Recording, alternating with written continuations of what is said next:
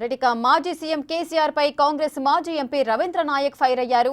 కేసీఆర్ చేసిన తప్పులను దృష్టి మళ్లించేందుకే కవిత లెటర్ రాసినట్లు డ్రామా చేస్తున్నారన్నారు. కవిత లెటర్ తో ఒరిగేదేమీ లేదు. అసలు లెటర్ కవిత రాసిందో కేసీఆర్ రాయించారో తెలియాలన్నారు. Phone tapping, mission Bhagiratha, mission Kakatiya, Kaleshwaram కుంభకోణాలను తప్పుదోవ పట్టించేందుకే ఇవన్నీ చేస్తున్నారన్నారు.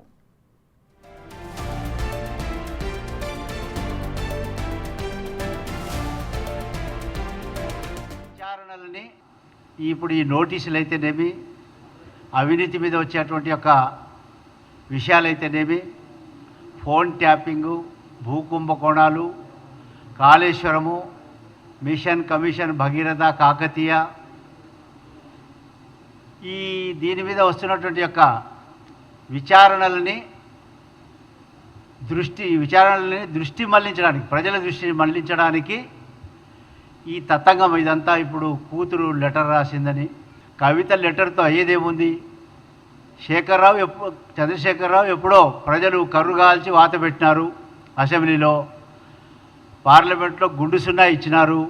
ఇంకా కేసీఆర్ కూతురు లెటర్ రాసిందని, కేసీఆర్ ఏదో నోటీసులు వస్తే పోతాడా పోడని, దాని మీద సమయం వ్యర్థం చేయవద్దని నేను మిత్రులను కోరుతున్నా.